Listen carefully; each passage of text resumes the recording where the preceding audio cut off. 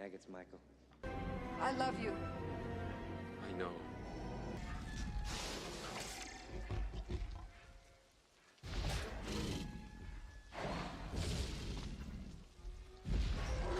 I can go slow ahead. Come on down and chum some of this shit. What? Oh, just some scary movie. You like scary movies? Uh-huh. Hell is this? This is for Brody.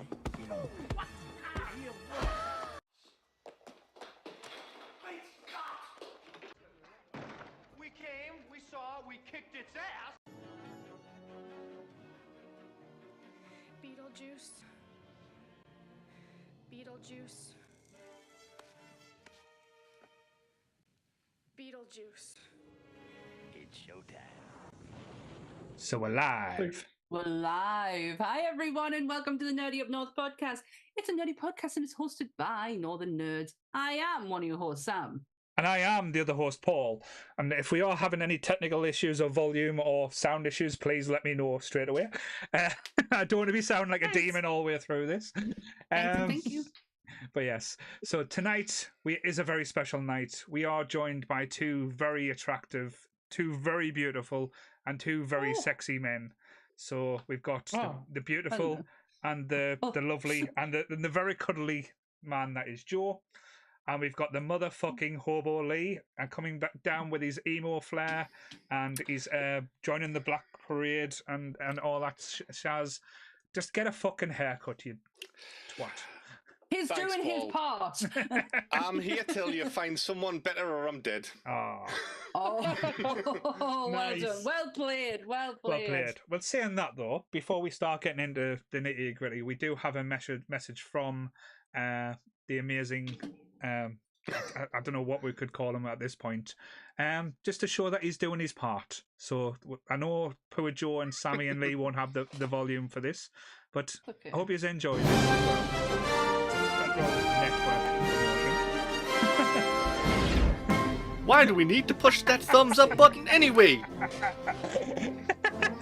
Private, put your hand on that wall.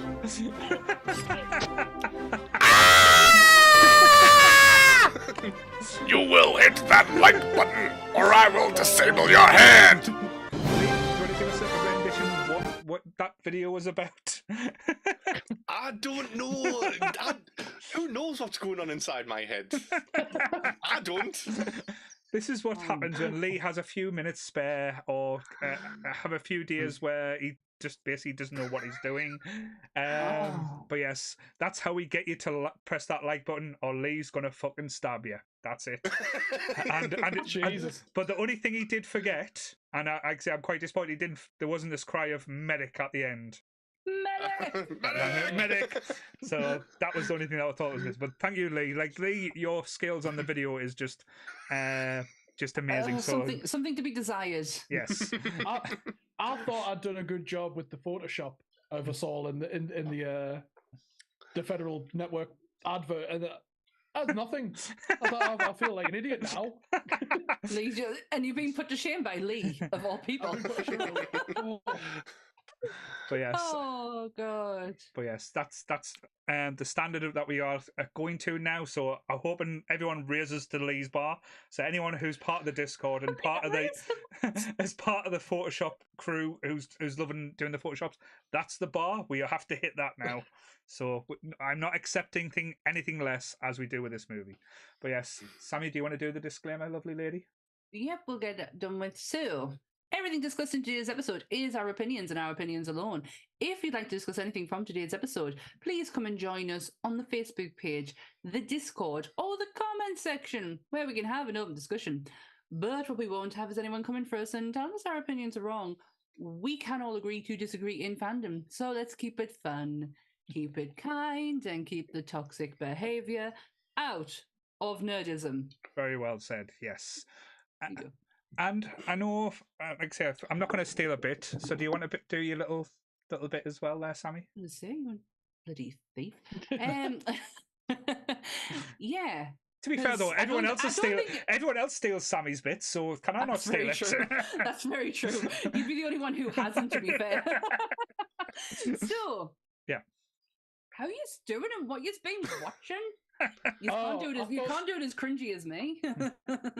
I thought it was going to be taglines. I was like, Oh no. The taglines will come in a second. Taglines will come in a bit Yes. because All nobody's stealing my taglines from us.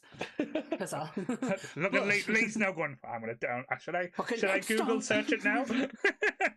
I will hear it with his giant keyboard. As he's bashing it with his giant penis. No, I'm interested in what you've been watching because this week has been a hell of a week for TV. Yes. I'll start with X-Men. I know. No, that's all you wanted it for, really. Yes. I was going to start with X-Men. X-Men. I think we're all going to start with X-Men. Can we just put a little spoiler warning out there right now? If you've not seen the latest X-Men that was out on Wednesday, 3, 2, 1, it's getting spoiled for you. Go. Fucking yes! Yes! Fucking bones torn out. Oh, I was so... I can't believe they've done that. Like, When they did it. yeah. And Blood, I always blood wondered and why he everything. I wondered why he fucking hadn't already. I was like, the concept of Wolverine fighting Magneto has forever perplexed me. Yeah. Because, like, you know, he's just not done that yet out of, like, sheer kindness. yeah. Yeah. Like, Could it's do like fellow that in a mutants. Yeah. He did It's it in like, the... I'm not going to rip your body apart out of mercy. He did it in the comics, and it was one of the most brutal frames of comics I've seen, Yeah. like, and read. And that story arc was just amazing. Because then you had like, because he didn't just put straight back in. He didn't like they didn't get that adamantium back, so he was like bone claws for quite a few years, which was quite interesting. So he was still had his healing power and like getting like Wolverine's attitude and stuff. He just didn't quite have like the strength. So every time he tried to stab something, like it would have that kind of like restriction of being bones, which was quite an interesting thing. But to see it actually in like a TV settings or like a cartoon, it was fucking brutal as well. It was unreal. The minute Ant saw blood on Wolverine's claw, like on his claws, he just went, shit, blood. They've never done blood. And then he went, oh shit, I know where this is going. And I was just sat there going, what the fuck? Like I've not read the comic, but Ant showed it as afterwards. And I was like, Jesus Christ. So I'm just sitting there in total shock, like holding the settee, gripping the settee, going, what the fuck is happening? That was, honestly, this season has been, somebody said it perfectly on TikTok. They didn't know how to anticipate it being done in the first place. Yeah. Didn't know how to feel about it. Then it was like, will it live up to the expectations of the one in the 90s? Yeah. And now it's like, how do I live without this in my life after this finishes next week? But the good thing is, though, there's been 2 seasons filmed. There's been 2 seasons made to date. But the only worrying thing, and I know when we talk about the show, like, because this is one of these instances where the show has been that good that we've, like, sent as a team went, we need to talk about this. So we're not doing an episode of the podcast. We're just going to do a spoiler cast where we're just going to, like, spread our feelings, like, on the screen, and there'll be tears, there'll be emotions. But there'll be something. There's not been one episode where I've just not been left like wanting or gasping or smiling at the same time. It's everything that an X-Men comics has been through the years. Doesn't matter who's been the writers, these characters have evolved. The cartoon has caught it better than any format that I've experienced. Massively. I don't think there's been a week over the last like 3-4 weeks where the minute we finished watching we're straight in the chat just X-Men. That is it. And then everyone's like, oh shit, gotta like make sure we've watched it because it's just been fucking breathtaking. You don't think that a cartoon from the 90s that you hold dear in your heart because of the age you're at can still get you 20 years later. Like it's mind-blowing that they still have managed to be able to capture that, and they're aiming it at a new audience, but they're also aiming it at the old audience because there's little nitty bits in there that are like from the original. Really cleverly done. Like bravo, Marvel. Every episode seems to have like a lot of amazing stuff in it, but each episode's also overshadowed by something like traumatic. Yeah. Like the whole Wolverine thing, but like obviously Professor X came back. That's amazing, and like all the repercussions for that. Nobody likes him anymore. It's like, you're a dick. You left us. Everyone's a bit disappointed in him, and I'm a little bit disappointed in him. And Rogue. Like, that was expected. Yeah. You saw that happening. You saw that the minute Magneto was to show up, she was going with him. She's too angry. He's going to feed into that anger. But I did, when Charles came back, I went, look what you did. Look what you've done. And again, a lot of people are going to think that I'm going to be weird saying this. I am so happy that Disney and Marvel are handling this as well, because the cameos we are getting now is like we wouldn't have got these cameos if like it was the old Fox or the old cartoon. We've had the Hulk, Spider-Man, we've had Doctor Doom. It's Captain America. That bit with Rogue going rogue. When Captain America's like talking to her, I was like, there's a bit where I'm like, I'm sure where he's like, fucking hell, am I gonna have to deal with her? Like, am I gonna have to? Am I gonna have to try and handle this fucking scorned woman who's just out for blood? Not to move away from X-Men in the slightest, if you wanted to continue talking, just the news that's come out today is that we're looking to be rumored to be getting a Captain America TV series with Chris Evans back, and it's going to be the Infinity Stone journey. Like live action. Yeah. Chris Evans back as Captain America. It's the Infinity Journey, so it's what happened after he took the Infinity Stones back. I'm not interested. You can't go back. Like, we want to move forward with Marvel and go into so why do we need to go back? It stinks of desperation now on Marvel's part. Massively. I'm quite looking forward to it. I would like to know more. All right. Okay. That's cool. But that's where the fandoms do divide type thing. That's interesting, because there is people that want to say it. Personally, I'm not one. I'll watch it because I am a fanboy for anything that does just hook it to my veins. I think it's just nice to see it. Like, I think there's been a lot of disappointing stuff came out of Marvel, and it's nice to go back to that memory of when it was good. And I totally that's what get they're that. just doing though. But I totally get that. But why do we need to rely on that? Why can't we move forward with they've just cast Galactus? Holy shit! What a fucking casting they've done. That is unreal. So let's move forward with that journey. Let's go into Fantastic Four. Why do we need to go back? But you're saying that though, because let's reboot it again. No, because if you I understand what Sammy's saying, but look at the reaction they've had through Deadpool and Wolverine, because they've got Hugh Jackman back. Look at the reaction they got from No Way Home, Spider-Man, when they got Tobey Maguire and Andrew Garfield back. So they are going to be like, because like in Secret Wars, if the rumors are true, the main three characters in Secret Wars is going to be Deadpool, Wolverine, and Tobey Maguire's Spider-Man. Them are going to be the three main protagonists in Secret Wars to try and move through like the second part. And then it's going to be getting. Apparently, that's when Robert Downey Jr. comes back. But again, it's one of those things where Marvel now, they've fucked up so much. It's thrown the holy hand grenade in and saying, "How do we support this and how do we get back on track?" But I totally get what you're saying. Like with the fact that they've had these people having to come back in to do things. And totally fine. Let's bring Chris Evans back as Captain America. You will always find a way to be able to bring him back to now time. But do we have to go backwards is what I mean. Do we have to go into the Infinity Story? I don't need to hear about the Infinity Story or the stones anymore. It's exactly done. We're done. Like, what else is there to explore? Like, he's just taking them back. Yeah, exactly.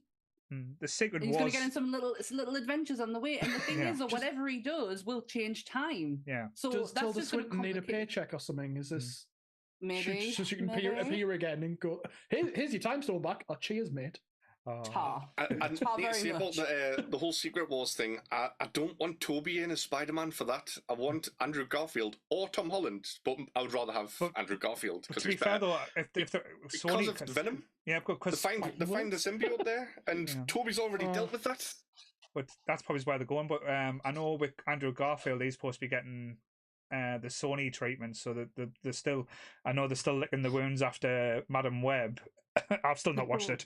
It's just if they've got Toby finding that black suit and being like, oh, great! I wonder what this is. No, he'll see it and be like, oh, He fuck, knows it. don't Yeah, touch he should that. know exactly what it is. It'll be like, oh shit, Topher Grace is going to come back and be a shit Venom again.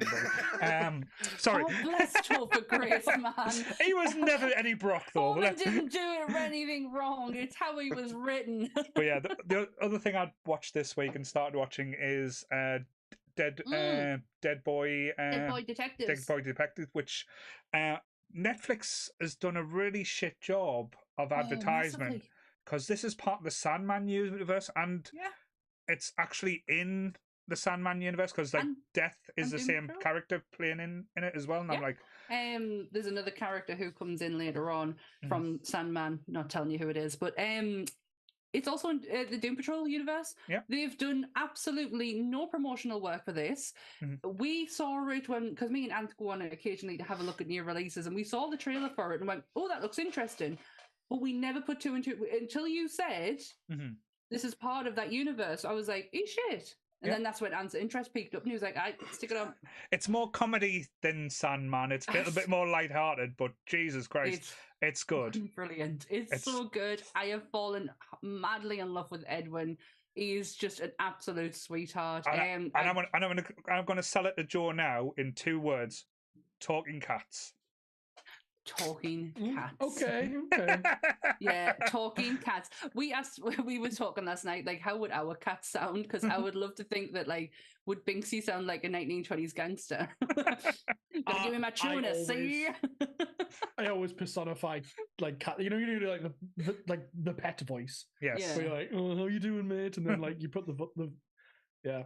Yeah, we did. When Loki came out as a bit dumb and a bit special, and I'm not going to repeat the voice that Anthony did for him. But Is it the Beatrice same? was like Is it the same way we talk to Lee? Yeah, and Beatrice was like this, like high Duchess. So we spent ages like working out our cats' voices last night. Right. Oh, what we get up to in the Bryce household! Fun all around. So, have you guys watched anything other than what we've talked about as well? Yes, but I've got one question that I've just remembered I wanted to ask before. Just back to Marvel for one question. John Malkovich has been cast in the Fantastic Four. Yeah. Who do you think he's going to be? Oh, see, I'll be excited if it was Doom, but I think it's going to be Toy. Me too. It would be amazing as Doom. He's a bit old, but still. I think Toy. It would be perfect. Is it Toy Master or something? That's what people have been saying. Yeah, but Doom would be an interesting choice because everyone thinks Doom is this thing. I know there's rumours kicking about because they were joking now he was going to be Mephisto as well. That Sacha Baron Cohen's going to be cast as Mephisto. Right. So yeah, that's actually one that's flicking about because he's supposed to be cast hired by Marvel. He's going to be supposed to be playing the Marvel's Devil. So we should see, especially with Ghost Rider supposed to be making an appearance soon as well. But yeah, is it Nick Cage? Depends. And Secret Wars, Nick Cage is supposed to be making an appearance, yes, or in Deadpool as well, I think. But yeah, I would love to have John Malkovich as Doom, though. That would be exciting. It would be. It'll be sinister as fuck. It'd be it scary. Would be totally sinister. Yeah, I in Doom. When in my head, whenever I've read Doom, he always has such like a sinister voice in my head. So I get that John Malkovich would be Cyrus the Virus as Doom. Yeah. Brilliant. But yes, Joe. Sorry. Oh, sorry, but I was going to say, what I've been watching is Knuckles. I finally finished watching that. What, the movie? No, it's a TV show. Oh, it's a it's only 6 episodes. Cat. And it's very much like Sonic, where it's like a fun little adventure where he goes on an adventure with the main cop from the film's deputy. Right. It's like it's got like 80s soundtracks all the way through, which for me, if something's got 80s soundtrack all the way through, it just automatically makes it 100 times better. I don't know. To be fair though, this is where Carrie from the group joins in the conversation now. Hi guys. I heard you say Sonic. But yeah, it's still Idris Elba as well. Yeah. So they haven't like pissed about with the actors and stuff. And it's just a really fun, happy TV show. Oh, cool. I didn't like Sonic 2, so I'm still not on that train. But yeah, I might give it a go if I've got an afternoon. I don't care. What about you, Joseph? A lot of stuff that no one's going to want to talk about, so I'll just rattle it off really quickly. New series of Doctor Who started. I'm still watching Star Trek Discovery, and the new series of Welcome to Wrexham is back, season 3. Oh, Welcome to Wrexham, man! I haven't started the 3rd season. Let's cancel the podcast now. I'm going to watch it now. Sorry. Really good. It's very light on the Ryan Reynolds because I think obviously he's filming stuff. Yeah. He's been busy, so like he's been in episodes, but it's mostly been like just a talking head, and I've noticed it's the same talking head as if he's like they literally had him for like a few hours to sit him down and go, please do your talking head for this episode. So it's a bit of a shame on that, but the other characters are still there, and the obviously the people in the town and the fans and that, and I'm still following the journey. And it's a bit shit when you can just look at the league for the season and go, they did well. I know how it's going to end, but I'm going to enjoy the journey regardless. And it's about the people. I know I did catch, because you mentioned Doctor Who, I caught the end of Doctor Who yesterday for Eurovision coming on. Jinx Monsoon looked fucking amazing. I saw it on TikTok. There's the maestro. Yes. So I was quite. I only watched the first episode. Spoilers! Yes. They're on. It's on Disney Plus. Obviously, I don't live in the UK, so I can't watch BBC content unless it's on Disney Plus. So I only watched the first episode, which was, right. Really like Judy Gatwa. Yeah. Really enjoying him. Not so keen on the woman whose name I'm sure I'll have to commit to memory at some point. Yeah. It took all my energy there to say Judy Gatwa. It's done well. Let's give Joe a round of applause. Well done, Joe. But yeah, I might watch the Jinx Monsoon episode because I am forever in love with Jinx. Like, she is amazing. But yes, so yeah, and Goodwill won't let me talk about Discovery. I tried on the Discord channel. I was like, "Is anyone watching Discovery?" And he went, of course I am, but shut up. Have you got anything you want to say? No, he's right to be like that. Right. I just watch it. I just like Star Trek. It's got the same problem every season, and they did it with Picard. They set up this like really cool idea that's going to take them over the whole season arc, and then they can never close. They can never close a season. They just can't deliver it. Right. Last season I was loving it, absolutely loving it. Season 4 of Discovery, I was like, this is fantastic. This is really good science fiction. And I got like the last 3 episodes, and I was like, you fucking idiots! You've done it again. You've absolutely ruined it. God damn you! Anyway, no. Yeah, and I'm sharing in your rage. Oh, we'll get the Trekkies raging on us. I think it's not Friday night. Why are you talking about this? It's not Friday night. I'll save it for Friday night.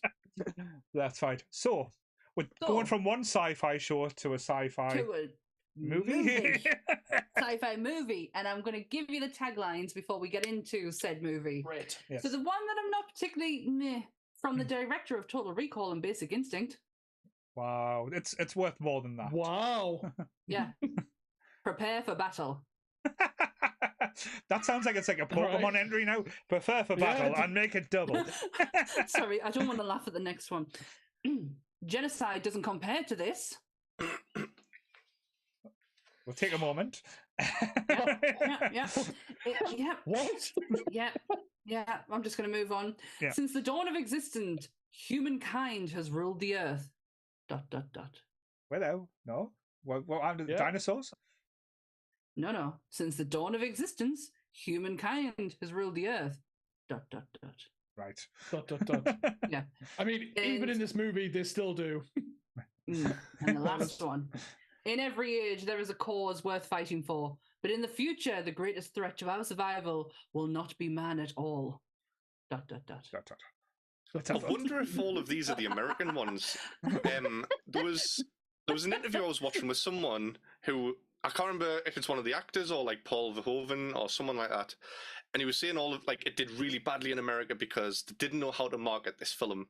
But then he flew across to the UK and all of the posters everywhere looked amazing. Yeah. And it had like better quotes on like the only good bug is a dead bug and things like that. Oh, that's so cool.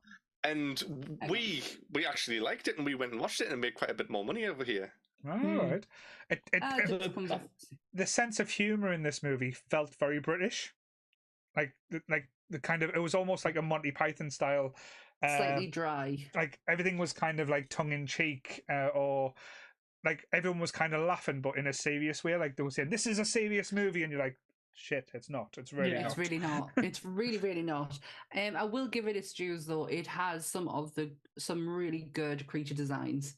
Beautiful. I thoroughly loved the bugs in this. And I'm glad they didn't do what It Like Freaks did and kind of give them a bit of a voice. Right. I didn't want that. Even though at the end I did start to feel sorry for the brain bug. I'm not gonna lie, but I thought the design work on them, and to look at it now in like 2024 and 2024's tellies as well, especially my telly, it does. Oh, just because of a 75 incher. She's get that one in She's there, got a big one, guys. Just putting it out there. 75 inch. It's fucking huge. Fucking huge. But it looked beautiful. Yeah. It didn't look out of place. No. It didn't look, how like I've just done Event Horizon the other day, which will be out tomorrow, and there's some stuff on there that is like ish. But this, I didn't feel like that at all. It was very beautifully put together. Sorry, that was the best way to describe it. I know, I agree. Watching it back today, the special effects and like the images, like everything that's on screen holds up. And this was made in 1999, so yeah. I'm going to say, yeah. 97. It's the same year as Event Horizon. Right. Me and you have different event markers for 1997. I'm not going to go into it. So it's like it's got some age behind it as well, but the special effects do hold up. And the way I would describe it now, like this is probably if I was going to like try and not do a tagline, but just if I was going to describe the movie to a friend, because I'm not going to try and do the plot, because the plot is just fucking batshit crazy. Oh, it's all over the place. It's probably like the most closest sci-fi cult computer game movie ever. Because like when you're watching it, it's very much like a computer game. You're leveling up. Like everything you do, something he levels up to the next level. That's true. And the bad guys and the monsters keep getting bigger and badder, and they keep using similar looks. Like you start off with the normal bugs, then you get the flying bugs, then you get the bugs with the things that come out, like the lava that comes out of the head, the tankers, and then you get like say the mega bug at the end, the brain bug. So everything's like you're playing a computer game and you're going through kind of like emotions. It's so true. There was one moment where a nuke got thrown down a hole, and I went, "Where's Lee? Like, where's Lee jumping down this hole, diving down the hole after it?" It felt like I was watching Helldivers come towards the end. I was like, "Hold on, where's Lee, Adam, and Michael at?" But you are right. It does feel like it's like leveling up. Mm-hmm. It is so Helldivers as well, though. Mm-hmm. Like Casper Van Dien, he's just been interviewed recently, watching Helldivers 2 gameplay, and they've got a counter at the top of the screen of him just going, like every time he says, "Wow, this is so much like Starship Troopers," and it's like 15 times or something he says it in like this 5-minute video. Do you know who his daughter is? Casper Van Dine's. No. It's Chrissy from Stranger Things. Chrissy, wake up! That's Casper Van Dine's daughter. All right, cool. She can act better than her dad. To be fair, though, just putting that out there. A lot of the popularity of this has like skyrocketed again since Helldivers came out. People have started thinking about this movie again, and it really hasn't been in a lot of people's minds since the early 90s. Despite the sequels, which I'm sure we've all seen. Oh, all of them. It's in my husband's head every 2 minutes. He absolutely adores this film so much. I think it's Jake Busey. He absolutely loves him, and kind of like he just thinks he's absolutely brilliant. So he's a big Jake Busey fan. He's a big Gary Busey fan as well. But let's talk about the cast as well, though, because the cast for this, you don't realize because it is a very much a B movie, but there's some A-list cast in here as well, like Denise Richards. Yeah. So? Have you ever seen a more beautiful cast in a movie? Like, not even just Denise Richards. Like, literally everyone. I'm surprised this is intentional. Got any work after this apart from just crap stuff? I think this is Carrie Russell. I think didn't we get the first introduction of Barney Stinson in this movie as well? No, that's not Barney Stinson. When you see him on the dance floor, I think that's Barney. Oh, that's not Barney Stinson. The way he like slides in. Yes. It's Slides in on Dina Myers. They kept calling him Doogie because obviously he's Doogie character Himmler. Hauser, but they kept calling him Hauser something like or Dr. Hauser or something because it That's Doogie Himmler. Doogie Himmler. That's it. Because of that bloody costume at the end. Wow. What were they thinking? Yeah. I've got a direct quote from Chris as well because when we were watching I think it was Ghost Adventures on the Discord on Saturday. Chris, we're talking about like our first time watching this movie, and Chris laughed because Chris is a bit of a pervert. I went, "This was the first movie I saw Bush in." Oh, I was going to say boobs. Okay. The first movie I saw boobs on TV. Yes. I've just had my tiny little mind blown. Yeah, you actually saw it live. Yeah, Chris has seen a woman naked. that kind of got us.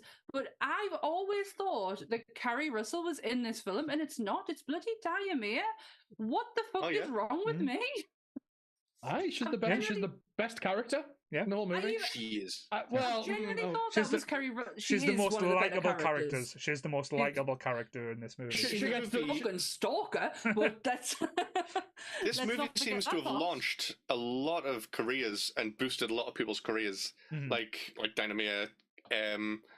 Who is it? Alex Longshadow from Banshee. I can't remember. He's the Mexican guy with the tash. Yes. Gabriel from The Walking Dead. Yes. Seth Gilliam. Yeah. Saw him, didn't we? Saw him the other week. Yeah, we did. We waved at him. But like I say, he didn't wave back. There's some like random people. Clancy Brown is fucking. Clancy Brown is. Has Clancy Brown done anything bad in his movie career? Never. I would never turn off a Clancy Brown film or TV show. It's just the law. You have to watch him. Clancy Brown's like it's not just his like acting. He does his voice work that he does as well. Like his. That voice, that man, I love him so much. And obviously Denise Richards, I think this like pretty much launched her career as well.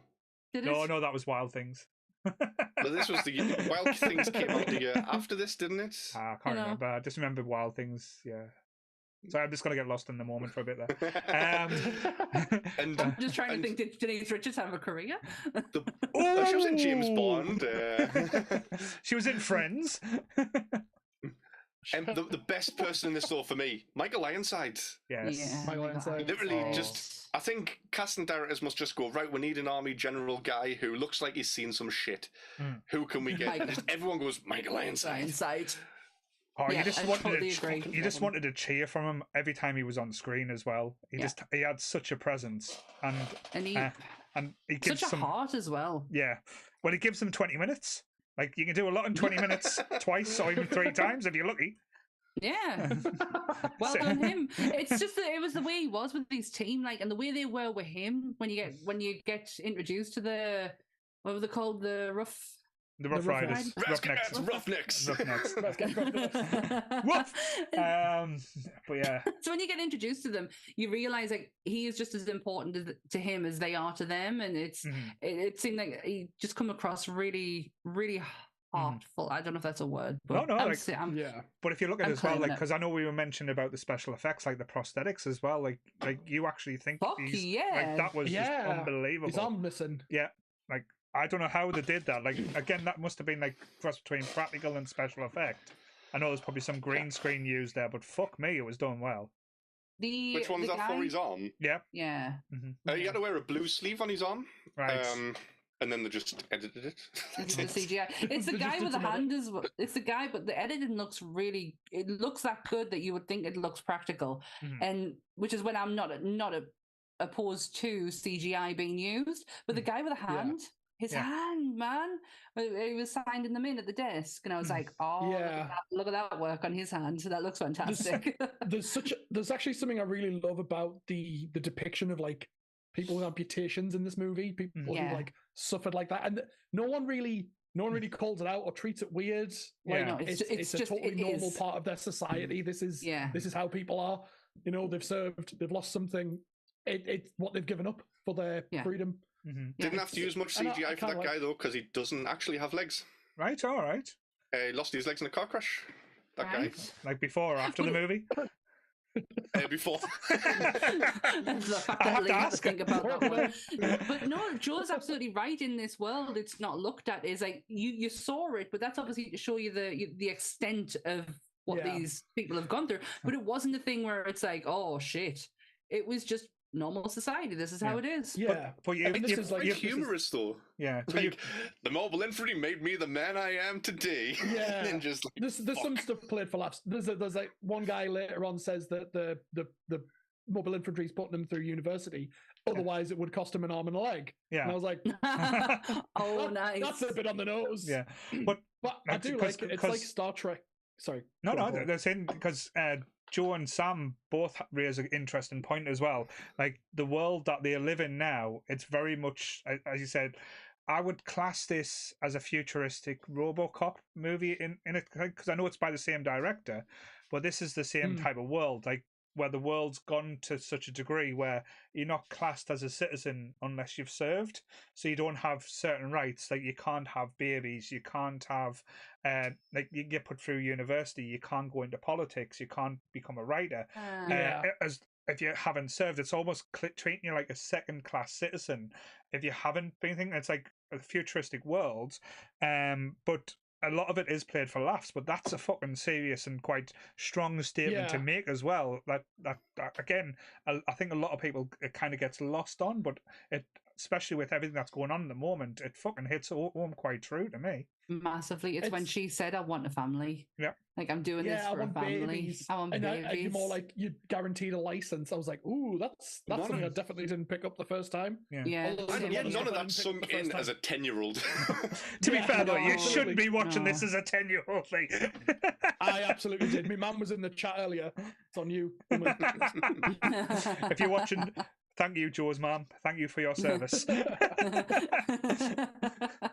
But But yeah, like Star Trek. I think there was a conversation that Patrick Stewart had when he was on there, and he was like, I'm bald and whatever, and Geordie LaForge in The Next Generation's he's blind, and he's got these things, and they said the future isn't a place where these things don't exist. The Star Trek future, we haven't got rid of this stuff. It's just it's not a problem. It's not. No, like no one's going to point at you and go, "You're bald, you're blind, ha ha ha," because we've just grown beyond that as a society.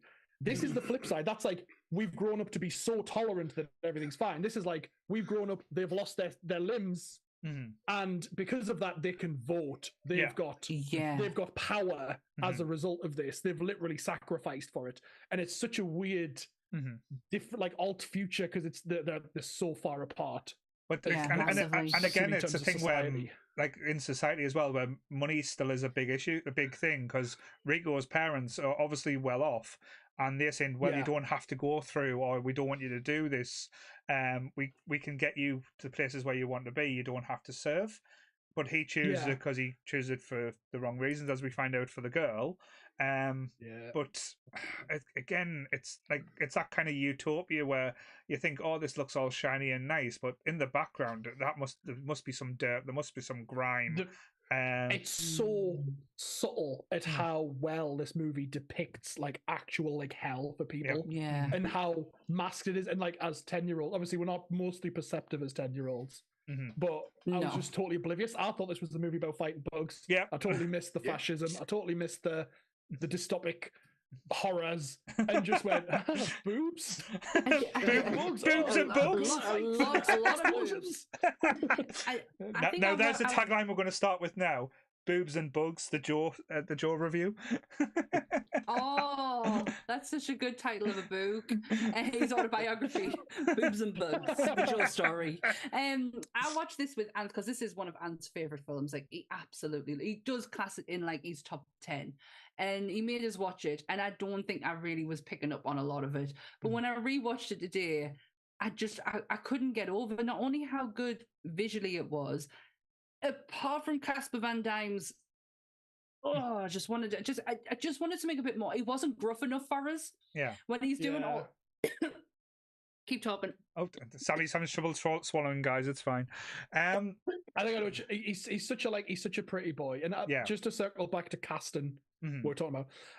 They intentionally picked people who looked good on, like who were very visually attractive, because this is a propaganda film. This is like a and to put people on the. You want people who look good. You want to go like join the military. Look how beautiful the people you work with are going to be. Yeah. Yeah, it's all based on like a utopian society. I guess meant to be like Nazi sort of. Yeah, like the people with the best genes serve in the military. Yeah. It's based on the 1958 novel, I think, Starship Troopers. It's a true story that someone wrote back in 1950s.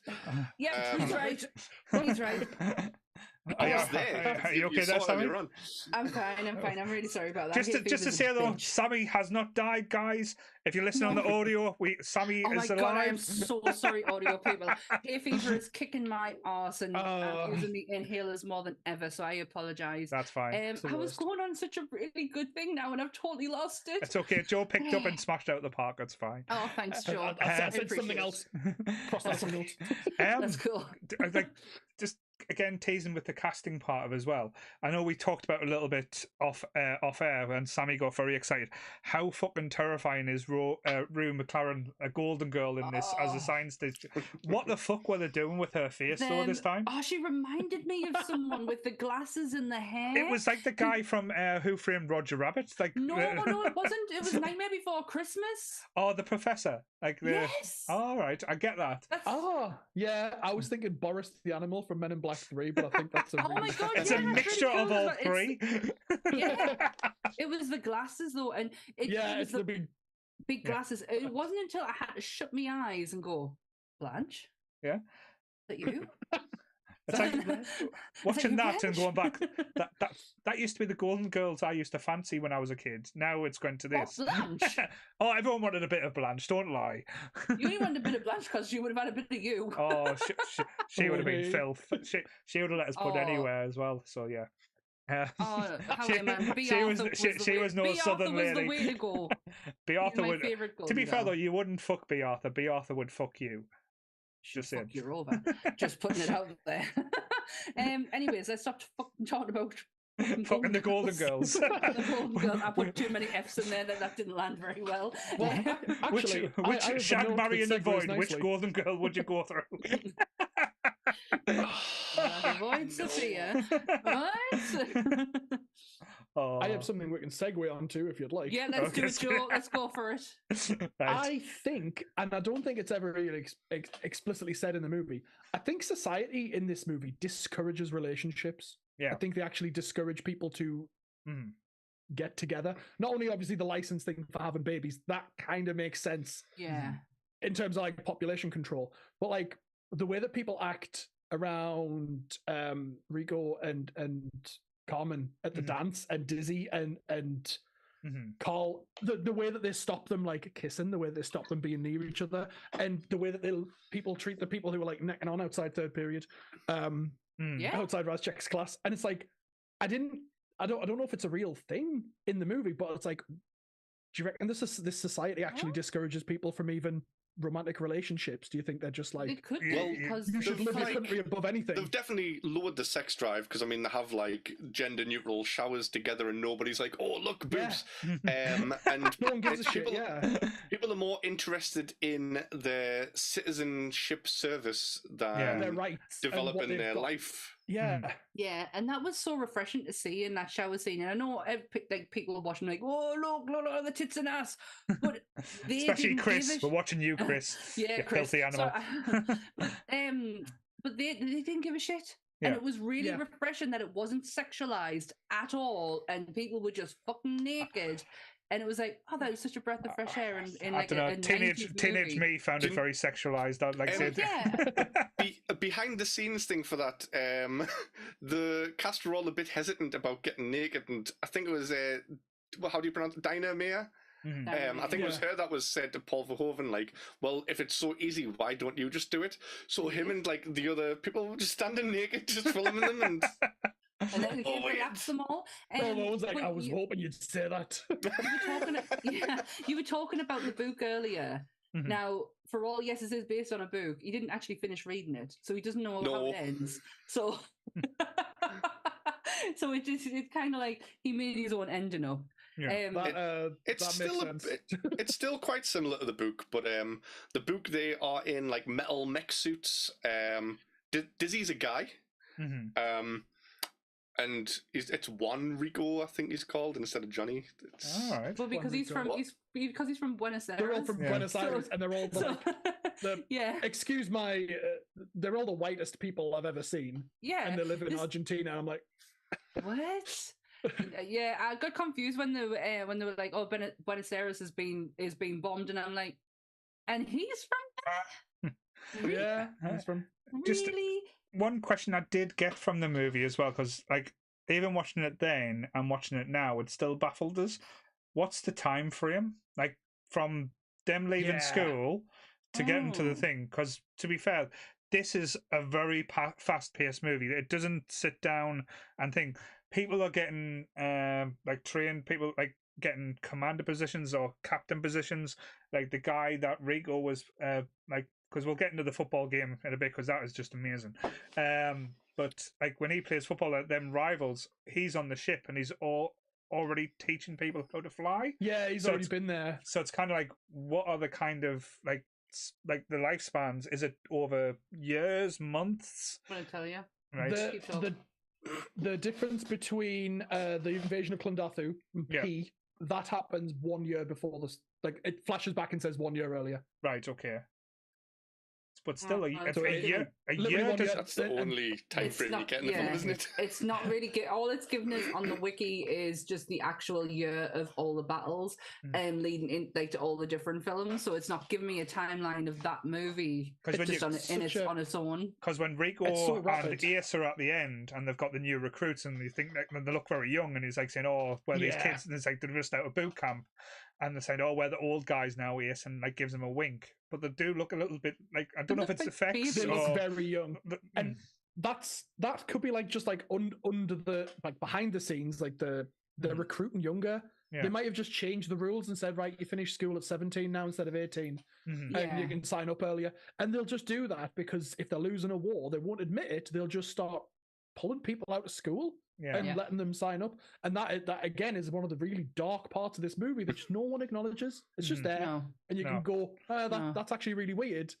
Yeah, along with Patrick Harris's costume choices. Well, Paul Verhoeven does the same thing he does with RoboCop to lighten the movie up with the little like segments in between on the TV. Yes, with the like, I'd buy that for $1, and the like, would you like the manic woman with the kids stamping on the books, and she's like, fucking hell. It goes from that to the sheer darkness again. This man killed such and such a woman and raped. You see him be executed by lethal injection on this chair live 8 o'clock on CBS. I was like, fuck. On all channels, all channels. When they announced that as well, they say a man was tried today after being arrested this morning. Yeah, it's like he's been arrested and tried and executed within 24 hours. Within 1 day, it hasn't even been of 24 hours. It's almost like RoboCop's real now. Not RoboCop, Judge Dredd. No, yeah. But the way I shouldn't do that. I'll start coughing. What I liked as well, and I'm not sure if this is intention. It must be intention. Sorry, no one makes a movie by accident. Yeah. The title card, Starship Troopers, literally black square, white writing, boring as shit. Yeah. Immediately cuts to the propaganda movie. Yes. Yeah. The big gold logos and this. Oh yeah. Like, this is more important than the title of the movie. This is the Vegas stage. This is everything up in lights. Starship Troopers, whatever. Who gives a shit? That's our introduction to the movie. This is what we're going to be watching. Yeah. I absolutely love that. I thought it was great. It's such a contrast to like the movie starting and then boom. Yeah, this is what you're in for. But it's giving you a narrative of stuff as well, like where we are in the world or like what's going on. Like when the battle on P or Clontartu, happens and it goes badly wrong, it clips back to the TV and says, after the failure of Clontartu, the Chancellor has stepped down and this new Chancellor's stepped up. And then you've got the argument with like almost like the talk show where they're saying, they're talking about having a brain bug. And the guy, I find the idea of a bug with a brain, an intelligent bug, offensive. You're offending my sensibilities as a human being. It's like, that bit was funny. It's like 20 years before her. It's not a stone's throw away from what we see on TV now. No. It's You've seen it. You've seen it. Like it looked like your typical American TV show from like the 70s onwards of like talk shows where people like the one with Oliver Reed when he did the famous Sugar Tits Right. episode. It looks like that's kind of set up when he said it to a fucking feminist. Oh no, that was Mel Gibson. Oh, I can't remember what Oliver Reed said. Oliver Reed was drunk and like I remember that one. He pissed some feminist off by saying something incredibly rude. But it looked like that setup was exactly the same, where you've got two seats on either side, and I love the attention to detail in this movie. I loved all the little adverts and everything. The costumes though. The costumes, and I know Neil Patrick Harris's one at the end was so questionable. Like, what the fuck were they To be thinking? fair, though, it looked like it was a scene of a lower law. Like her it came stomping to the door. That's kind of like what I got, but then I was like, I know where that came from, so I know where like the reference is from. It's even had the little eagle on the top of the hat. Yeah. And I'm like, oh mates, man, what you play, especially when he's meant to be, and he's a psychic. Yeah. He's meant to be like part of the help and a doctor in science. Why is he wearing that outfit? Choices. That was the Mitchell and Webb. We the baddies. It's like you think you got dressed up like the Gestapo. Yeah, and there's one because we're the bad guys. And there's one line in it that I just wanted to punch Neil Patrick Harris down square in the face on it. Was the ending where he goes, he says he's in pain. He's in pain. He's afraid. He's afraid. That's it. Yeah. Sorry, Lee. I blew He's that afraid. one. Yeah. Everyone cheers. America. Fuck yeah. I just thought that whole line was horrible. It was even worse that I butchered it, but it was terrible. Just do it again. We'll cut it afterwards. Oh, this is not live. Don't worry. Shit. Shit. We're live. But yeah, there's some interesting lines in it as well. It's like, God damn it, the bugs whacked us, Johnny. It's like, what the fuck is Johnny? The bugs whacked us. There's something so quotable, and it's like me and my work husband we used to sit next to each other and would like chat shit, and he'd just be like, "Would you like to know more?" And I'd be like, exit.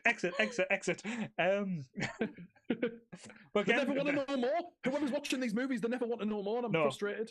Yeah, but again, it's one of those things where it gives you the feeling that it is like a computer game. It's almost like the old click and point as well, where it said, do you want to go this way or do you want to go that way to move through the levels and stuff. That's why but there's some things in the movie that I've watched this movie so many times, I still don't understand. Like why, like Johnny was attacked, Johnny was almost left for dead, he was saved. Why in that report he was declared dead? They're probably just like, if people didn't come back, they were just marked as, because actually no, the big board they have has a distinction between missing in action and killed in action. Yeah, that's the thing, because I think missing in action or wounded in action, and then it was I'm really surprised that they actually bothered to heal him, like, because that big back to tank thing looks expensive to use, and especially I can't remember what I was going to say now. Oh yeah, right. So they don't actually seem like they're that bothered about healing people as well.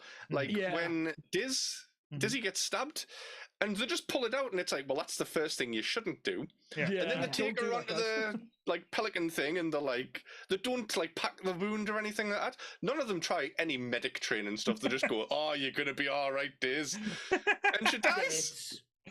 Because she dies. There really is. They did her so dirty in this movie as well. Like she's the best girl. She was one of those where she deserved squad leader. Yeah, she deserved to survive, I think. Absolutely. Like Rico got squad leader during that laser tag match thing. Dizzy came up with it was her idea. All he did was jump. Same with the match at the beginning, the football match. She had to slap him because he wasn't even paying attention, and everything was her plan. She was the leader. He didn't even know to go and get Denise, like to get Carmen at all, because it was Neil Patrick Harris who told him. Yeah, but he done fuck all in this film. Rico was a dick. Let's be honest. Like ever Casper since Van Dine is he's hilarious in it. His delivery on lines is brilliant. He's and I mean brilliant. I'm from in the Buenos Aires, sarcastic and I term. say kill them all. Kill 'em all. He's just the point I was making earlier before I started having a coughing fit was he's just. There's no commitment behind him. There's no gruffness behind him. Like, look at it. He's working next to Michael Ironside. And he's got Clancy very Brown. dead eyes. He's dead eyes. And when Jake Busey is giving you more life than your main star, then you need to start questioning things. But can we just talk about the boot camp? Like how amazing! Like from the start, where we introduced to Clancy Brown's character Zeph, and he's like, hands up, who thinks can knock me down? And you get the big farmer dude who tries to just mull him over, and he just snaps his arm in two, like, and he just screams medic, and but it looks so fucking brutal. They're like, it's the wet patch on the arm that gets me. I'm like, oh. And so he's going, you kind of broke my arm, and it's like, medic. I think it's broken, sir. You get big lumps sticking out of it. At least he's respectful, which you would be after someone breaks your fucking arm. There'll be no insubordination after that, I'll tell you that. But then you get Diz who turns up, and that's like, again, the stalking is there, and it's like, again, I wouldn't complain if I was being stalked. Just say it. It was a bit full on though. I know, but you're a teenager. I'm not. I was gonna get my son in trouble there, but no. But no. But yeah. And she turns up and he's like saying, "Oh, why do you want to join us? Because I've heard you're the best." And he's going, "All right, then show us what you've got." So she instantly knows that she's going to fight him now, and the fight's pretty good till he just fucking chokes her out with his knee, which is the most brutal thing. He puts his fucking boot in her neck. Yeah, and she's got to get massive bruise, and that is attention to detail. Really I was gonna say that, like, it's only there for that one scene as well, but they still put it in. Because it would have happened. Like, she would have had a bruise on her neck, and that's the attention to detail. Because some people wouldn't; they would just red mark, just a little red mark. But no, that would have fucking left an impression on there, and it would have been his fucking boot. So. Yeah, and then then we get the famous scene where, as you said, Lee demonstrated earlier, where he throws a knife at Jake Busey's ace. He's good. Why do I need to know how to fire a knife when I can just nuke a berg? And he's been all of Lee's dick. Attitude, everything. You cannot push a button if you disable his hand. Bugs don't have hands, though. Remember that when you are playing Helldivers 2. No, he's too busy shooting Goodwill and he's safe. I saw the friendly fire.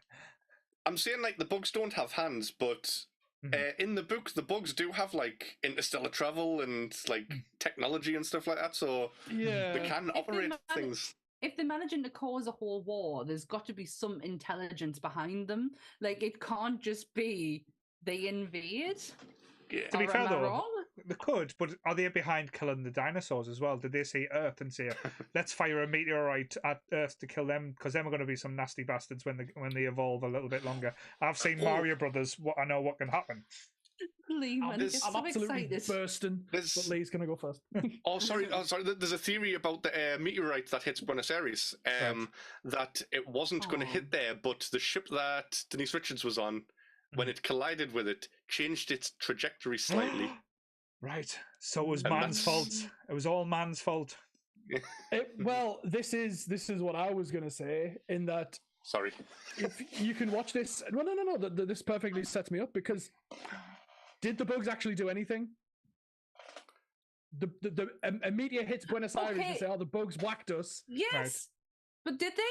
Because did they? I was thinking the same thing. This society that glorifies war need a war. Need something. Because I was thinking that towards the end. I was like, has there been any indication that these bugs have done anything? Or have they just gone into their home and destroyed it? I'm trying to keep your gob shut now, because, like I say, I was going to say something really, really offensive, and I've realised I cannot say that because I'll get shut down. So I'm going to be quiet. Shut us down. We've done really well for 3 years. Yeah. But no, I thought that towards the end, because I generally got some moments with the big brain. I know he killed that dude, but he's just living. Like, he has to live. And the brain suck bit is that is gooey as fuck. Brutal. Yeah. I was hilarious as a child, man. That is some Yeah. horror movie shit right Yes. there, man. That went through The way they his make his head. like face suck in as well, and just like But it's how they blew it out and then sucked it in. If Yeah. you notice again the attention to detail as it goes in, it blows the air in, and then he sucks it out again. And I'm like, oh, that is you some guys- horror shit. Sammy, are you okay? You guys not Sammy, rooting what's for the wrong with brain you? bug there? I look at this shit. I look at the detail in this, because I'm looking at the makeup side, going, "How did you do this?" I can't even remember this guy's name. Like, me and Bex call some of these types of people Pro Wax guys because they just look like you should be in an advert going, "Do you use Pro Wax in your hair?" He's called Patrick Muldoon. Oh no, Oh, yes, Patrick he's Muldoon. the That's it. sweatiest man in this whole movie. No, but I made a note about him. deserved Like, it. I made a note about him when we first meet him, like in the football game. He's a high school bloke, and he looks fucking 50. Yeah, he looks Right. ancient, and also he's sweating in that scene. He's sweating in every other fucking scene. I think He's there's a like two sweaty, scenes in the sweaty movie guy. where he's not sweating. I'm like, what? He's actually, yeah. He just likes to be lubed up. That's all. He's always I ready. think he got typecast later on down the line because he's in a movie called Ice Spiders in 2007, and then Ice Spiders again in 2013, and he does another movie with Denise Richards later on down the line called A Christmas Reunion. All right. Oh, Interesting. lovely. Interesting. He's lubed up so he can slide into our DMs. The Rob Lowe of Wish. Well done, Dave Hope. He takes a punch to the face, actually, though, from Rico, and that blood on his lips real. All right. Oh, really? Hey, Captain Nice. Van Damme can do some damage. I just can't not say his name without, like, it has to be the whole thing. Casper Van Casper Damme. Van Dien. Yeah. Do you know what, though? Apparently he's a really lovely guy. Like, by all accounts, he's a really lovely guy. He's just... He he's looks like a not douchebag, cast though. properly. But he's not cast properly in this film. He should have been Neil Patrick Harris. I mean, I'm not saying Neil Patrick Harris should have been him. I like Doogie Howser in this film. I'll be honest. I thought he was when he sends It's a shame he doesn't get more. Really. No, I wanted more, especially when he starts sending the ferret up to attack his mum and stuff. That was just hilarious. Just going back to the asteroid hitting as well, I just want to say that leads to one of the most creepy scenes in the whole film for me, is the phone call with his parents. Oh, Now, really? yeah, as a child, I had a completely different take on this because they were on the phone going, "Everything's okay, son. Why don't you just come home?" And it was like, oh, is this the bugs taking over his parents trying to lure them home? Because it's very like, is it Return of the Night of the Living Dead where they're on the phone going like, "Oh, we're safe," and there's a zombie on the other end going, "Come to the hospital." Yeah. It was like that. I just think it was shit acting, to be fair. But no, I think Paul's right, but I love where your train of thought went. Yeah. Well done, Lee. But ironically, in the next movie, the bugs do start to control people and make them do things. Sonia's just nailed it. You've just lost out points there, Lee. T2 vibes. T2. Yes, it was T2 vibes as well. So yes, foster parents because you are didn't dead. get that reference. We're never reviewing Terminator 2. Well, you wouldn't let us do it anyway. I would be even more excited than doing this, and I'm really excited for Starship Troopers. I just can't wait for the Rocky episode just to see Lee knock himself out. Rocky freeze frame ending. Yeah, And this Lee just getting knocked out. I absolutely love getting a cross off Xander is so sweaty in this movie off my list. That's great. I'm glad we talked about that. Xander is so sweaty. He's so sweaty. I still can't get over it. That No. hair. Well, the football game. I was watching this at 4:00 this morning, so I kind of was zoning out a little bit. Was it an actual kick around football game, or was I missing something? it was meant to be like I say a futuristic football, but it Yeah. was more like they were trying to be all Top Gun with the volleyball scene, but it kind of didn't show that. Like it was supposed to be showing how cool and how amazing Rico was, but just made him look like Yeah. a jealous little twit. It did. You made me look like a little Highway bitch. To the danger zone. But he just Did have showcased some how moves on him though. he did. He's got the moves, but he hasn't got the brains, and No. that's like the whole movie. But he just keeps failing upwards because he's the kind of guy who goes like, "I'm gonna jump on this fucking tanker and shove a grenade in it," even though he has no idea what he's fucking doing. I don't think he knew what he was doing there when he was filming either, because he jumped onto the big giant prop shell and hit his gun into his own mouth and chipped his teeth. And then so he had to do it again, and he broke his ribs the second time. God. I love that Lee's just straight in there with the trivia. I have never seen Lee so serious about a movie. Oh no, I have so RoboCop when we did RoboCop. RoboCop. He took that so serious. We know where you lie, Lee. Yeah. To be fair though, we'll see when we do a Top Gun review. That's when Lee's going to just go excel. I'll be on in full Maverick mode. That Playing with the boys. That's the only thing I know about that movie is the soundtrack. Oh, it's like just get Lee just every so often just take your sunglasses off. What are you doing? Waving your hair about? Yeah, if I was Lee with his emo hair, just watching the flow of his face, the flow of his eyes. But yeah, Look at him, man. don't even know what we're talking about now. I don't know. Starship Troopers, maybe? Starship Troopers. Starship Troopers. Oh, but as I said, visually, this is just a visual feast. And It's beautiful. if you look at the monsters design as well, if we're going to go into monsters up north territory, like if I can steal a few things there, like the actual physical designs of the aliens is up there with the xenomorphs. I'll put it up there because like everything is practical, everything looks like it has a purpose, and everything just looks It's dangerous and violent and scary. It looks violent. There's a bit where, sorry, Sammy. No, go for it. No, go for it. The bit where they go back to the planet after the first failed invasion, and that one guy from Ratchet's Roughnecks is like shooting it, and he's getting all the blood sprayed up in his face, all the green. Yeah, it's like the one scene I think where you see where they've got eyes. Yeah, it's like you can see its eye, and it's like looking around, and it's like terrified, and it is cute. It's like it's almost like Yeah, the thing is, all I kept thinking of in my head is I don't know why he's here. I don't believe that they had anything to do with what happened, and you're in their home territory. Yeah, fuck you. This is their land. What I was going to say, sorry, was the design of them looks overly familiar, and I cannot put my finger on where I feel like I've seen. It's the big ones, and I don't know if it's.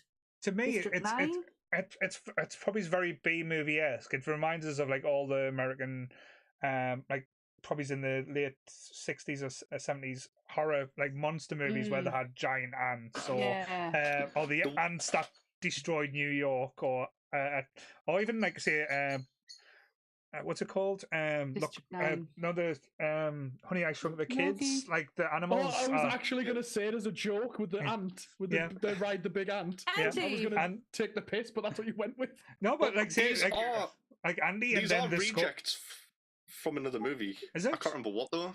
Right. Like the design. Yeah. So the creator made the monsters for something else, and they picked the other one. And then these just got like handed over and they made like they sold it to the test. They sold the test. I think it was something like Outpost 9 or like Defending Last Stand at Outpost. Had a really weird title, but they sold it to the studio TriStar on the test footage that they'd made of a Marine and being chased by the arachnid bugs. Right. And that's what they went with. And then I think afterwards they adopted the screenplay because they adopted the book because they were like. No one's got the rights. Like someone else will have the rights to this. It's too much. We're not going to bother looking into it. And then, like after a few weeks of making random shit, they went, "No one does have the rights to this. You know, we could make Starship Troopers." And they were like, "Oh, cool." I don't know how this didn't do as well. To me, this like as Joe said before, it did well in the UK. It didn't do too great in America. I don't know if it's just like the humor and stuff like that, but.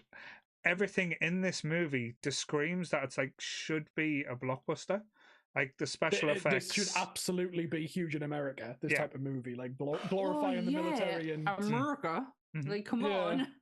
But I'm shocked at that mind because that it did well over for us because normally this is not something that we get. Like, or we either understand it, your age group, boy age group, but.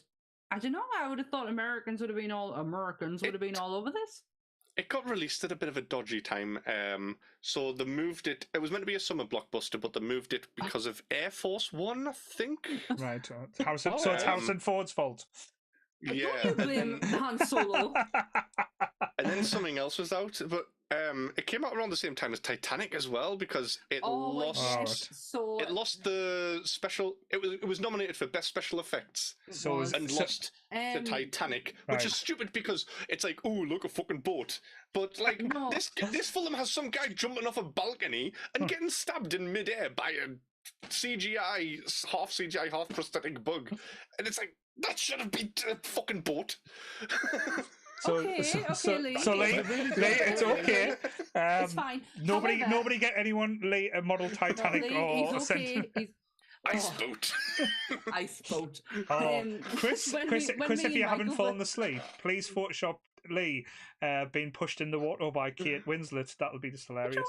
It was when me and Michael were shopping and we were at the retro toy shop and he picked up the boat of the Titanic and I just walked past him and that's not accurate and he put it down. Oh, that was my dark humor there. What I was going to say, sorry, the Titanic was a bitch for a lot of movies because it kept getting moved about and they didn't know when it was going to come out. Event Horizon is one of them that kind of got told, we're pushing Titanic back again, so you can take this slot, and it just he's read the comments. Behave. Yeah. But Chris is right. It was the Battle of the Boobs. But this Titanic movie has more boobs. Titanic did mess a lot of films about that when it came out. I've got an interesting fact about Titanic.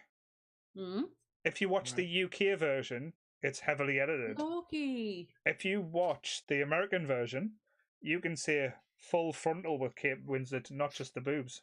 I didn't know that was a thing. When did you brought that up before? I can't remember. I just remember. Oh, that was it. It was when we had Katie on. Yes. Because Katie's kid had gone down a rabbit hole with Titanic, and you were like, Joe's making notes. Find the American version. Titanic US. As long as it's still got the hilarious moment of the guy hitting the propeller, then that's still good. This is based on a true story. To be fair, though, this actually happened to people. The Sound of Gondor didn't save the captain that day either, did he? Oh, it's too soon! Yes, you bloodering twats. It was last week, man. R.I.P. He's dead, Jim. Not as we know it.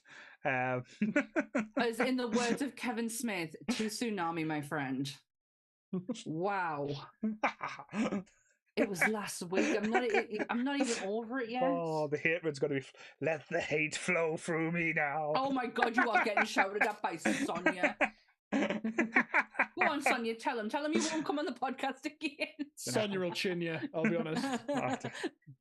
When Ian Holmes died, I made a meme and she was on it. She was upset with me. To be fair, though, that might be maybe kink to get spanked by Sonia one day, so that's fine. Anyway, moving on. Whatever floats your boat. Giant bugs. Giant bugs. So yeah, squash them all, damn it. But yes. Oh, don't, man. They invaded their hometown. Like, I can understand if it was, scenes of like through cities and whatnot, but it wasn't. The dicks. And that brain bug was like, you came to my home.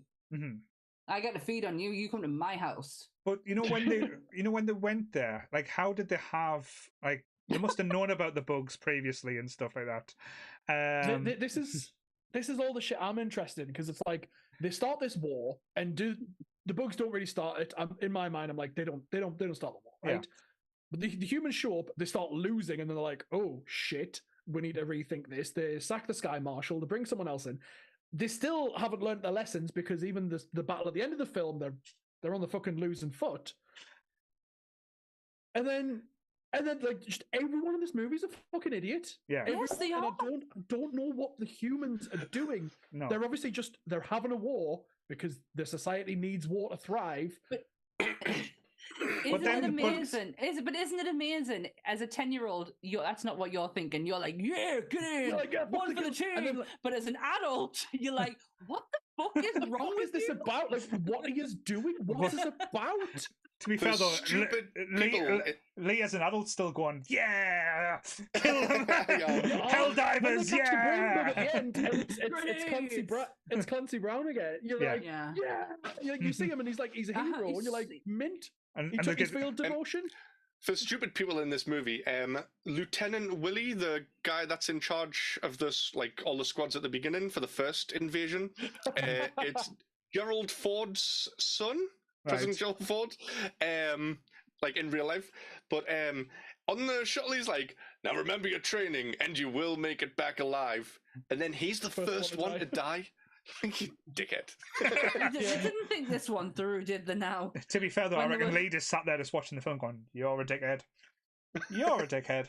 No, I love pretty much everybody in this film, I do too. apart from the throwbacks guy, Patrick Muldoon. Patrick Muldoon, sweaty How dare Patrick. you take Johnny Rico's girl?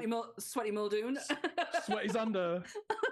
I love Michael Ironside as well. You know the bit where he promotes Rico after the tanker fight. They're going to that next location after he tells Rico to get laid. Yeah. What a G. Obviously, What an yeah. absolute ledge. And he's just getting 20 minutes. I was just getting fucking hell. You could have just given 3. It would have just been, all right. Quick Handy would have done him by that time. Yeah. That's 17 minutes of cuddling. Yeah. But then he's So- like, I like being the big looks up. spoon of talk here. So Michael Ironside, he looks up and he sees all the rocks like tumbling down the cliff, and then like he's a veteran, right? He knows what that means. He's like, stuff's up there. So he gets the guy who's like the current lieutenant, and he's like, go up there and have a look. And I'm sure he and then he shoots him when he gets captured, and I'm like, I'm sure my he kills God. that dude off. Yeah, so that just he can promote Rico. Promote it. But that would make so much sense because when I'm watching it, the time that bug picks him up to take him to the top to then do what it did was fucking ages. They could have killed it and he would have been okay. That was totally set up. But then he starts going with his gun. He was knew like, what he was he doing. had to go all doesn't through the give a sight. shit. No. Nah. He doesn't give a shit. He's just like, And it's like, I'd expect any of you to do the same for me. And that's it. End of. Because and you're then it happens Michael later on, and he's Ironside. like, yeah, well, I did set myself up for this earlier. I didn't want you to shoot us, wouldn't I? Fuck. But when he's saying that, he's like, you know what to do, Rico. And it's like, you've only lost your legs. Yeah. You could be fine. He doesn't want to be Yeah, Lieutenant yeah, Dame. yeah, He doesn't want to be it's fine. Lieutenant Dame. He saw Forrest Gump and went, I don't want that life. Yeah, because he would have, because this is what, 2136 or something? Yeah, so he would know Lieutenant Dan. He's experienced Forrest Gump. He was getting, no, I don't want to be. Lieutenant I Dan. don't want to be like living my life. I don't want to work on a shrimp boat. That's not the life I see for myself with my titanium legs. You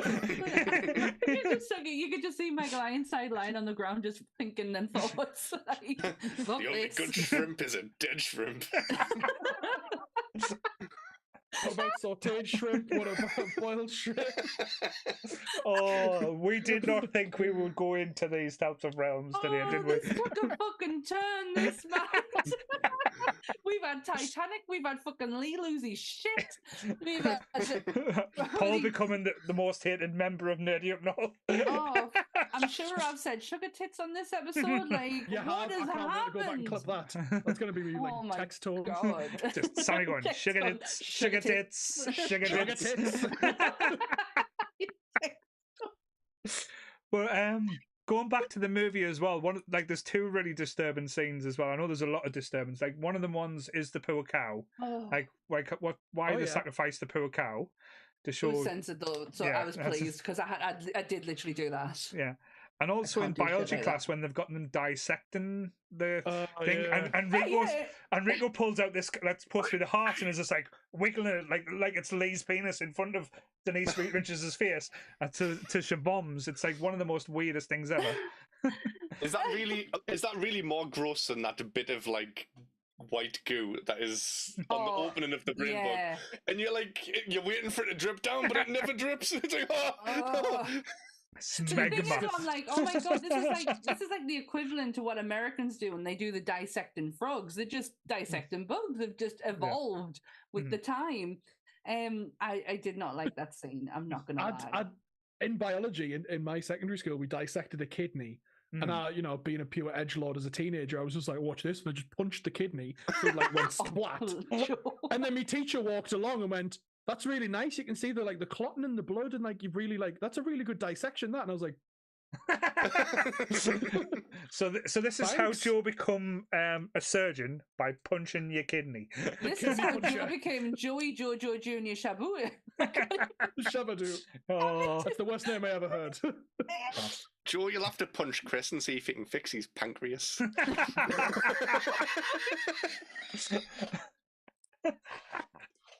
Chris and his poor defective organs, bless him. Why can't you just try not being? Yeah. Oh, audio listeners, anyone, I'm so sorry, Lee. This is what. Sorry. To be fair, though, everything. let's just say, let's just point this out. Like, Lee sometimes does, like, when we started on the podcast, was quite mild and quite quiet. He never said a word. This is the Lee we put up with on a day-to-day basis that you guys don't see. This is why we try. This is why we try and get Lee on the podcast more, because we want to see this side of him. Because Lee is a fucking maniac. He literally is the craziest bastard ever. I had to put up with his bullshit, and this is that Lee right there. Fucking Lee. Lee. I don't have no eye makeup on at all anymore. Yes. I can't even think. I can't see. Sammy would have wet her pants if she was wearing them. Yes, she is pantsless Sammy tonight, guys. Listen. That's a leg. That's my leg. I think Sammy now needs a Sugar Tits t-shirt, Megan. Well, you are the person who will do that. Right. Thanks, Nick. So, if we were going to rate this movie out of 5, because now we're using the Jake system where you can't use decimals, it has to be like out of 1 to 5. That's you, Lee. I'm giving this a 5. If this gets full marks. No, like... I don't think you ever give anything lower. If I could give this 10 out of 5, I would. This is one of like my favorite movies ever made. One thing I haven't mentioned, one of the best visual scenes in any film I've ever seen, when Rico is standing in front of that tanker bug, when he's just blowing it up, and it's like exploding, and like all the fire's behind him, and he's like looking at the screen, like, and he's like, "War, it's fantastic!" Like that is. Yeah, just beautiful. That scene with the tanker, the woman whose arm catches on fire. That whole section is just brilliant. Like that looks so good. The way that her arm just like melts away, rank. Yeah, nice. Chris, you can sod off. You're not part of the ranking system. To be fair, though, I like Coxie's 5 out of 5 better than Titanic. Better than Titanic. It's not a fucking boat. One last note that I've made is the woman that accidentally shot Bruckenheimer or whatever he was called in the head at the beginning. Oh, that was so underplayed, that part. Like that was huge. Yeah. Sorry. That woman and man are married now. All right. What a way to meet your lifelong partner. How do you meet? She shot me in the face, and I decided I would never leave her in case she shot me in the face. You like bumped into them on the street, and you're like, "Oh, that guy got shot in the head in Starship Troopers." You're like, "And you're the woman who shot him." Sign my autograph book. I killed this motherfucker. That's lovely. Oh, that's a nice one. Just to say though, that scene is so underplayed. Like nobody gives two shits. Well, even when that woman's walking out, nobody cares. The woman's just lost everything over a decision that's Casper Van Dien made. He told him to take his helmet off. Yep. Yeah. The whipping scene as well. I mean, in fairness, she didn't need to shoot him in the head because of it. It was kind of she had a responsibility. But to be fair, though, even if he had his helmet on, she shot him in the face. That's true. He's still going to die. That's why, watching it back today, I was like, wait there. Them shots went into the eye hole and straight in the face. There was no like top of the head shot or where the helmet would have saved. It was right in the face. That's true. That's true. Dean Norris needed to get off his high horse. Yeah. And I hope he's right. It is another medic moment, but it's also like the stupidest one. It's like, no, like just call for the fucking coroner straight away. Yeah. Like, there's no point. Yeah. I just think they're like shouting, "Medic! Medic!" It's the zoom in on Casper Van Dien's face. It's like, so good. That was a good effects done as well, though. That effects no more intensifies. Yeah. We've got Lee's score. Right. Sorry, I'm going to throw in the practical. the amount of practical effects they put into this, that people are still using props today. I have read, I don't know where, but like they made so much of it, much of the armor and the guns and the ships. Power it's Rangers still knocking around. I think. Yeah, I think it's Power Rangers that use the armor. I think Goodwill posted earlier that actually uniforms and all the tech is still used in movies today.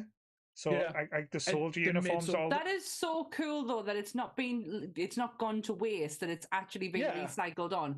That just goes to show how well the costumes were put together. That it's still, 20 odd years later, can still be used in other movies. It's not just waste. Love that. Yeah. Oh, stupidest death. Budget Captain Janeway getting crushed by a door. Oh my god! Oh my. Okay, right. So sorry, I keep adding more bits in. It's fine. Starships in this movie, right? They fly too close together and crash into each other. They get taken out by these weird plasma things. They have the absolute fucking bullshit worst escape pod mechanism in any movie I've ever seen ever. They've got like little 2-seater crafts, 3 of them in a room that are on like go-karts on rails, and they just shoot down this corridor and fuck up. Like one of them just derails itself. Just the worst. If you imagine you're trying to evacuate a starship and you're like, right, we've got 3 escape pods in this massive room. You're like, it's worse than Titanic. You haven't got enough. You fucking... Yes, we're going to Joe rant as well. So on the back of that rant, Joe, what are you scoring this movie? It's a 0. It's a 0. It's not as good as Titanic. Not only all of the stupid evacuation stuff, the emergency evasion button. Like, they press a button and it comes up out of a little like panel that you can't get into, and then you have to break the glass. Yeah, I'm just mesmerized. It's like emergency evasion. It's these. I'm just sitting back watching this. But Lee does this every time he's on. Have you noticed? When we come down to the score and Lee will start piping up with stuff that he's been dying to say for about, and he does it right at the end. I'm sorry. Denise Richards looks terrified. She terrifies me in this movie. She's smiling in every scene, and she looks fucking freaky. I would be. I don't know what season. I want an episode where Lee and Joe, just like me and Sam, don't say any words. Just sit here and just listen to Joe and Lee rant about shit, and I want everything compared back to Titanic now. That is going to be the reference point. You've got to be able to everything's got to be referenced to Titanic or Forrest Gump. Get us on an episode about Titanic. That'll do. I mean, I don't really like Titanic. I fucking hate it. Near, far, wherever you are. I am gonna sincerely apologize to all of our audio listeners. Anyone who's listening on Spotify or iTunes, this episode has just turned into complete and utter chaos. My laughing is probably like burst your eardrums, so I'm so sorry. I'm sorry. One of Gates at Night Out rant, you'll get one song or two. Come on, Joe, what's your score? Titanic, sorry. No, That's the movie. Let us tell you about Titanic, mate. Let us tell you about this time I got raw dogged on a boat. Right. I'm gonna give this a 5. I'm going to give this a 5 because the rating system is terrible. It should be 10 because there needs to be more variation in this. Right. This movie is fantastic. Set design, characters, the plot. I love the fact that you can come back to this 10 years later and go, you know holy what? shit, this you is know a what, different movie. Joe? Your rants have been that good. I'm going to change the rating system from now on. I'm going to go out with 10. So you can rate it out of 10, Joe. So you can rate it out of 10. 8. 8. Oh, wait, that's a 4 out of 5. A 9. A 9. Okay, it's a 9 because there's just stuff that falls flat. The ending kind of sucks. Right. The ending of this movie isn't great. Yeah. Dave Hope's come up with a good one. How many Titanics do you rate it? How many Titanics do you rate it? Well, it only sung once. Well, that's all right. Titanic's come in halves as well. But I can't do that. I've just put my eyes back to normal again. I can see with my glasses. Paul, actually, Lee, as we're changing the rating system, would you like to change your answer? Oh, it's still maximum. No. The most points you can possibly give it is getting that. I gave Knives Out a 5, and I would rate this movie better than Knives Out. Like, not in terms of, that scale I talked about before, where it's like 4 dumb people fought by smart, like that scale. This is the smart movie for dumb people about dumb people. Yeah. It's fantastic. I'm going to give it a 5. I'm going to give it a 10, whatever the rate. I'm going to give it 2.5 Titanics out of the Atlantic Ocean. Throw in the fucking submarine as well. That can be on the rate. Basically, you've written this top marks. Top Top marks. All- That's what you're saying. All Jake's my stepping answers in. Yeah. are top marks. Jake's trying to step in. It's fine. 5-star makes what 5-star makes you make a hard choice. See, that's Doesn't, why. because you're like, Yeah, I you're right. can't give it a 4 because it's a really, really good movie. But there's problems with it. It's not perfect. The ending sucks, and some of the acting in it's so bad that it makes us cry. But it's absolutely quotable. It's absolutely quotable. It is. Practical, visual, everything else. Even just the dark stuff that you don't notice. Yeah. I absolutely love it. It's a lot clever than you expect, and I think watching it now, you get more out of it than you did when it originally come out.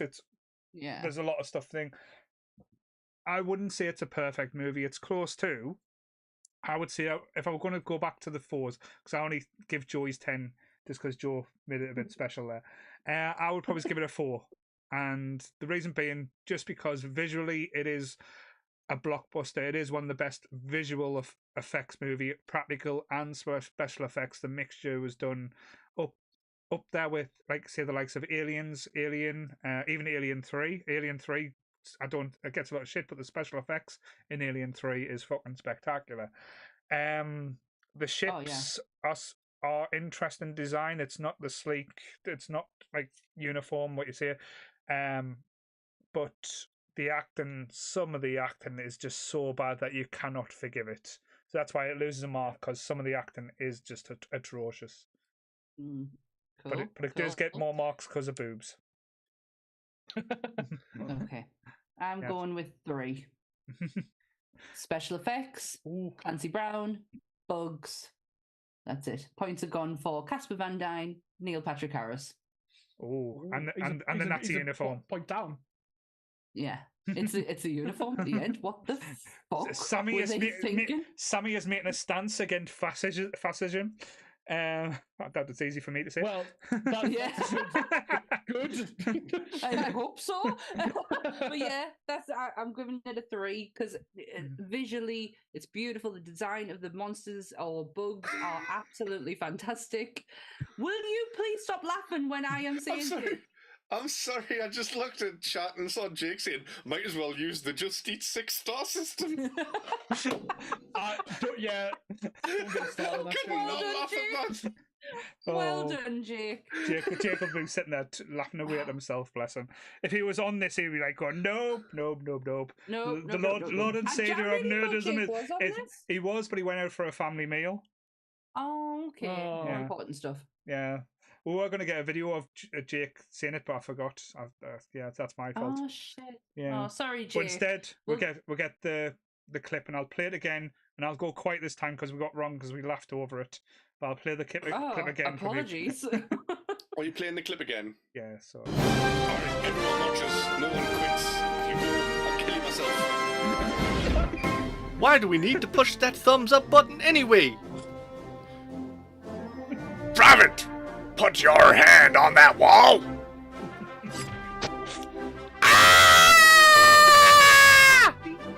You will hit that like button, or I will disable your hand!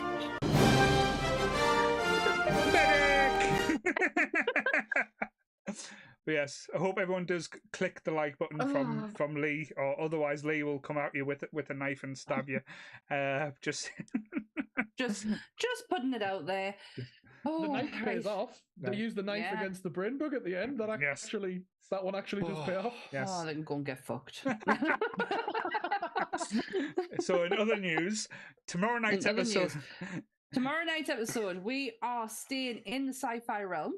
We're going sci-fi horror with 1997's Event Horizon. Yes. So we're staying in the same year as well. We are joined by a very special guest. I even said this to him on the podcast. I can't say his Star Trek name. So to me, it is Graham. It is Science Officer Senoise. It's a lot of S's in there. Yes. So, for a dyslexic person, it's like, it just doesn't work. Yes. Was Event Horizon PD or post Sorry, I'm not going to explain what that acronym is. When did it come out? 97 was it the back end of the year or the start of the year? I know what you're talking about. I saw you comment in the chat. Is there a chance you saw it? I don't think so. I don't think so. That's a shame, isn't it? I think it came out in August. Devastating for her. Because it's all around like the Titanic release again. This got affected by it. So yes, so 8 o'clock tomorrow night. 1997. Yeah, sorry. YouTube. At our new time, 8 o'clock. All the audio for every episode of Nerdy Up North will be available on Tuesday. Remember, like, share, subscribe. If you want to keep up to date with us, hit the notification button so you never miss an episode. Schedule will be up on Tuesday for everything that's going on between Twitch and YouTube. And I'm out. Yes, so the Trekking Boys will be back on Friday. I believe the Gaming Up North boys will be doing something on Wednesday. I don't know what they'll be talking about or if they'll be playing, but there will be something up there. I'm sure Goodwill and Lee will be twitching at some point. We'll have a Lee stream this week. I'm off work tomorrow or on Tuesday if I've got nothing planned. You might even see me playing about with something. You never know. Never know. Even join us on the Discord as well. We are doing watch-alongs as well. We watched an episode of Most Haunted, which was absolutely hilarious. Also, next Sunday we'd have Joe and I believe Lee's back again, aren't you, Lee? Are you fucking kidding us? I don't know. When's this? Don't call it a comeback. I never left. Is it? When am I back? Sorry. I don't know. I'm just trying to think now. Is it? I don't know if it's. Are you doing it? I don't know if it is, Lee. Not till next month. Apart from like, there's a couple that you've We've got a Lee. We've got a Lee break, so it's just me, you, and Joe. So Joe and South Park. No, we've got Adam. So we've got I knew it was. I knew it was another big boy. I knew it was another. I knew another big boy. So I'm not back till Legend. So got South Park. How long ago was that? We've got some time off away from you. So no, but actually, because we will have Lee when we're talking about the X-Men. Jake has just said doing it's a whole Game of Thrones things with you. Yeah. Oh yeah. Actually, that reminds me, I've got to send a few messages this week as well. I know. Me and Lee have got some side projects coming up in the next month. If you are a House of the Dragon fan / Game of Thrones fan, we've got some stuff in the works. Yes, and Jake will be back for Beat 'em Up Wednesday, so they'll be talking about Beat 'em Up games, so that's going to be quite fun. But just to give you a list of things we've got planned, South Park, Return to Oz, we're going to be reviewing the X-Men 97, we've got Mallrats, The Great Outdoors, Legend, Archers, Tremors, Blade Runner, Rocky, Galaxy Quest. All these things are coming quite quick. But yes, if you are listening on the audio or if you are listening back on YouTube, please do join our Discord. It is full of friendly nerds and we are trying to get more involved with you guys as well. So but again, you can also find the schedule for the weeks on Discord now as well. Yes, because Clever Lee, I'll give him his dues, the emo bastard himself has been doing his magic. Sammy does the schedule. One with you. Sammy gets the credit. Hard work. He puts it in the Discord. But no, it's such a great idea because we want to use the Discord more. We want people to get more engaged with us. It's a perfect way to get engaged with us because you can talk to us properly as opposed to just having one-on-one comments on Facebook. Talk to me. You can look me in the eye. Sorry. And me and Chris are working on getting that Photoshop battle channel up off the ground. Yes, we have so much going on Discord that honestly, you could make a whole day spending with these people. It's crazy. It's so much fun. Won't be a good day, but you could do it. It's not Goodwill. Goodwill says he's leaving though. I think he's too good for us now. Hollywood Will. Hollywood Will is too good for these minions and these peons now. It's not a departure from Strike Boy. And on that note, same bad time, same bad channel. Oh, stay nerdy, everyone. Bye. Bye. Bye guys.